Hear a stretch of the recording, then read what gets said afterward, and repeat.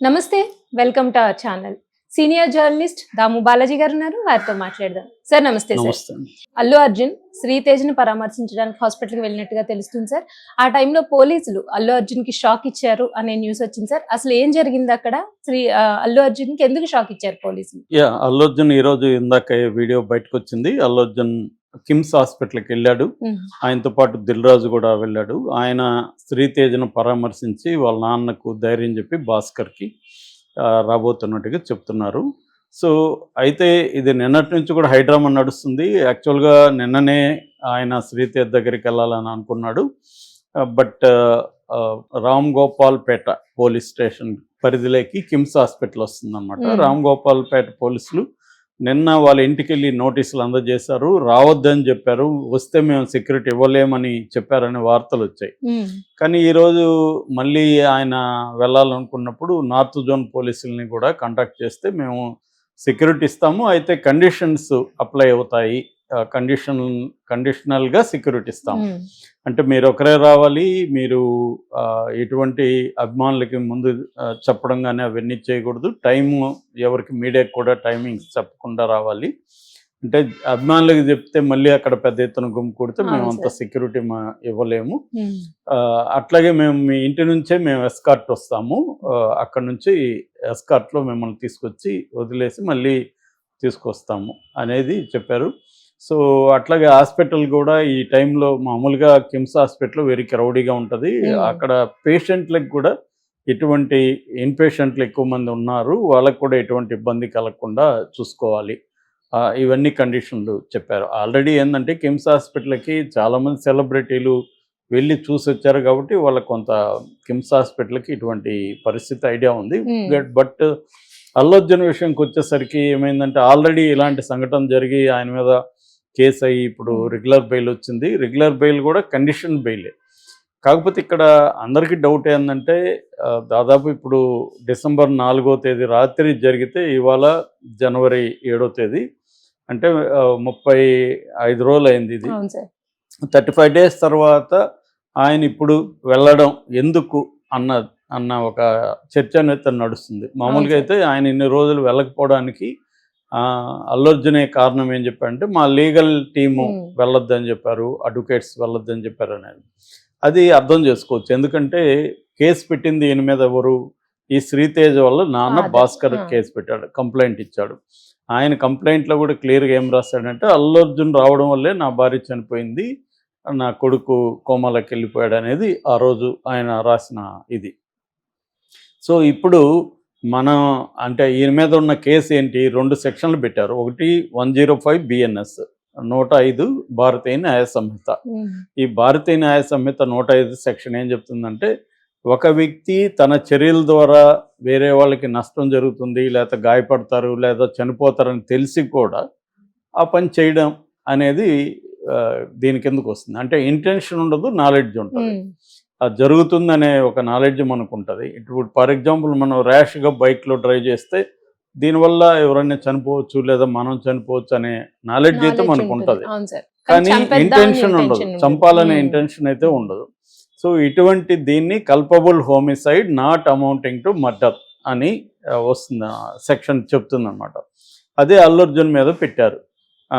So రెండవదేమో 118 read with 3.5 BNS. 118 ఏం చెప్తుందంటే voluntarily causing hurt to somebody with dangerous weapons. నిజానికి అది దీనికి ఎలా వర్తిస్తుందో ఎవరికైతే అర్థం కాలేదు.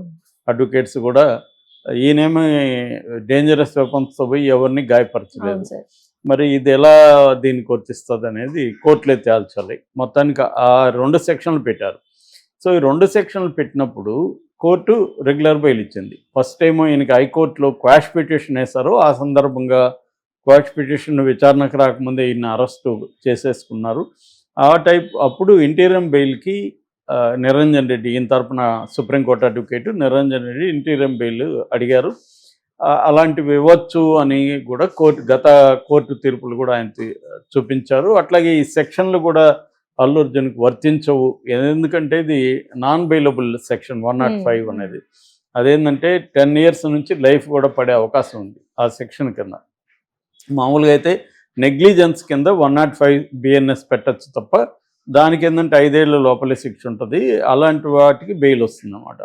కానీ వీళ్ళు కావాలని పోలీసులు నాన్ బెయిల్ పెట్టారు, ఈయన బెయిల్ రాకూడదని. కాబట్టి ఈ గతంలో షారుఖ్ ఖాన్ సిమిలర్ కేసులో వడోదరలో 2017లో ఆయన షారుఖ్ ఖాన్ అభిమానులు కలవడానికి వెళ్ళినప్పుడు టీషర్ట్లు అవన్నీ విసిరాడు.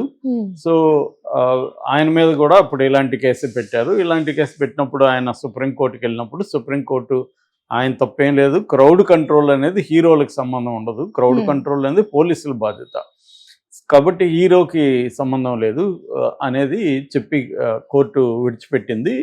అక్కడన్నా ఆయన టీషర్ట్లు అవన్నీ ఇచ్చాడు, ఇక్కడ అవి కూడా లేదు. తన సినిమా చూడడానికి థియేటర్కి వెళ్ళాడు. పోలీసులకు కూడా ఆల్రెడీ థియేటర్ వాళ్ళు చెప్పారు వస్తున్నట్టు, అందుకని వాళ్ళకి కూడా నాలెడ్జ్ ఉంది. వాళ్ళు అల్లు అర్జున్ ఆపినట్టుగా ఎటువంటి రికార్డ్స్ లేవు అనేది కూడా నిరూపించారు అక్కడ. అందుకని అక్కడ జడ్జి గారు శ్రీదేవ్ గారు ఇచ్చేసారు, బెయిల్ ఇచ్చేసారు, ఇంటీరియం బెయిల్. అయితే రెగ్యులర్ దీనికి వచ్చేసరికి పోలీసులు ఈ లోపల ఆయన్ని దోషిగా నిరూపించే ప్రయత్నం ఇటు పోలీసులు కానీ రేవంత్ రెడ్డి కానీ కాంగ్రెస్ వాళ్ళు కానీ చేయడానికి ట్రై చేశారు. అయితే మళ్ళీ రెగ్యులర్ బెయిల్ వచ్చే సందర్భంగా పోలీసుల తరపున పబ్లిక్ ప్రాసిక్యూటరు ఇక్కడ బయట పెట్టిన వీడియోలు అవన్నీ ఏమీ అక్కడ పెట్టలేదు. జనరల్గా చేసే అబ్జెక్షనే చేశారు. అంటే ఈయన బయటకు వస్తే సాక్షుల్ని బెదిరించవచ్చు లేదా ఇన్ఫ్లుయెన్స్ చేయొచ్చు అనే యాంగిల్లోనే ఈయన్ని వ్యతిరేకించారు తప్ప, ఈయన పవర్ఫుల్ పర్సన్ అవంతా చెప్పారు తప్ప మిగతా ఏమీ అక్కడ మాట్లాడలేదు. అందుకని ఈయన బెదిరించరు, అట్లాగే ఇన్వెస్టిగేషన్కి ఎటువంటి ఆటంకం కలిగించరు అన్న హామీ ఇచ్చారు. కాబట్టి కోర్టు కూడా ఆ కండిషన్లు పెట్టి ఇచ్చింది. అంటే సాక్షుల్ని కాంటాక్ట్ చేయకూడదు, ఇన్వెస్టిగేషన్ని ఆటంకం కలిగించకూడదు, పోలీసుల విచారణకి ఎవ్రీ సండే విచారణ కాదు అక్కడ వెళ్ళి సంతకం చేయాలి 10 గంటల నుంచి 1 గంట లోపల, అట్లాగే ఎప్పుడైనా విచారణకు పిలిచినా వెళ్ళాలి అనేది కోర్టు చెప్పింది. ఇప్పుడు ఇక్కడ ఏంటంటే మనకు వచ్చే డౌట్, సాధారణంగా ఎవరైతే నువ్వు కంప్లైంట్ ఇచ్చావో వాళ్ళు గాయపడి ఉంటే వాళ్ళని వెళ్ళి పరామర్శించవచ్చా? అట్లా చేస్తే అది కూడా రేపు పొద్దున పోలీసులు అంటే ఇన్ఫ్లుయెన్స్ చేయడానికి చేస్తున్నట్టే కదా అన్నది వస్తుంది. కాకపోతే నేను చాలాసార్లు చెప్పాను, ఎలాగా ఉంటుందంటే ఇవన్నీ కూడా 2 రకాలు ఉంటాయి. ఒకటి మనకు బయటకు కనబడేది, రెండోది బయటికి కనబడింది, బ్యాక్ డోర్ వ్యవహారాలు. సో ఈ ఫ్రంట్ డోర్ బ్యాక్ డోర్ వ్యవహారాలు. సో ఫ్రంట్ డోర్ మాత్రం మనకు కనబడుతుంది. బ్యాక్ డోర్లో ఏం జరిగింది, ఆల్రెడీ ఒక సెటిల్మెంట్కి వచ్చినట్టుగా పుకార్లు వచ్చాయి బయట. అల్లు అర్జున్కి ప్రభుత్వానికి మధ్య ఒక రకమైన సెటిల్మెంట్ జరిగింది. ఆ సెటిల్మెంట్ ప్రకారం దీన్ని డీల్ చేసిందంత ఎవరు, దిల్ రాజు. సో దిల్ రాజు ప్రయోజనాలు దిల్ రాజుకున్నాయి. మొత్తానికి మంచిదే, ఎందుకంటే ఘర్షణ వాతావరణం అనేది మంచిది కాదు. సినిమా ఇండస్ట్రీకి ప్రభుత్వానికి ఘర్షణ వాతావరణం ఎప్పుడైనా కూడా మంచిది కాదు. సో దాంతో మొత్తానికి అది సాల్వ్ అయింది. సాల్వ్ అవడం వల్ల ఏమైందంటే ప్రభుత్వం సూచించిన మేరకే ఈ పవన్ కళ్యాణ్ అల్లు అర్జున్ వాళ్ళు 1 కోటి రూపాయలు, డైరెక్టర్ ఒక 50 లక్షలు, మైత్రి మూవీస్ ఒక 50 లక్షలు, మొత్తంగా 2 కోట్లు భాస్కర్కి, శ్రీతేజ్ వాళ్ళ ఫాదర్కి ఇచ్చారు. సో అలా ఇవ్వడం కూడా మామూలుగా అయితే కోర్టులో ఇబ్బంది రేపు, ఎందుకంటే ఎవరు అయితే నీ మీద కంప్లైంట్ ఇచ్చారో వాళ్ళకి 1 కోటి రూపాయలు ఇవ్వడం అంటే ఇన్ఫ్లుయెన్స్ చేస్తున్నట్టే కదా. సో కానీ ఇక్కడ చాలాసార్లు ఏంటంటే మన కోర్టులు వేరు, బయట జరిగేది వేరు. ఇప్పటికి కూడా బయట జరిగే వాటికే ఎక్కువ ఇంపార్టెన్స్ కోర్టుల కంటే మన దేశంలో. సో అలాగే ఇది వెనక సెటిల్ అయింది కాబట్టి ఇప్పుడు పోలీసులు దీనంతా తీసుకొని రేపు కోర్టులో ఆర్గ్యూలు చేయరు, వాళ్ళు సైలెంట్గా ఉంటారు. ఎందుకంటే ఇది ప్రభుత్వానికి అల్లు అర్జున్ మధ్య ఒక ఒప్పందం ఏదో కుదిరినట్టుగా పుకార్లు వస్తున్నాయి కాబట్టి దానికి తగినట్టే నడుస్తున్నాయి.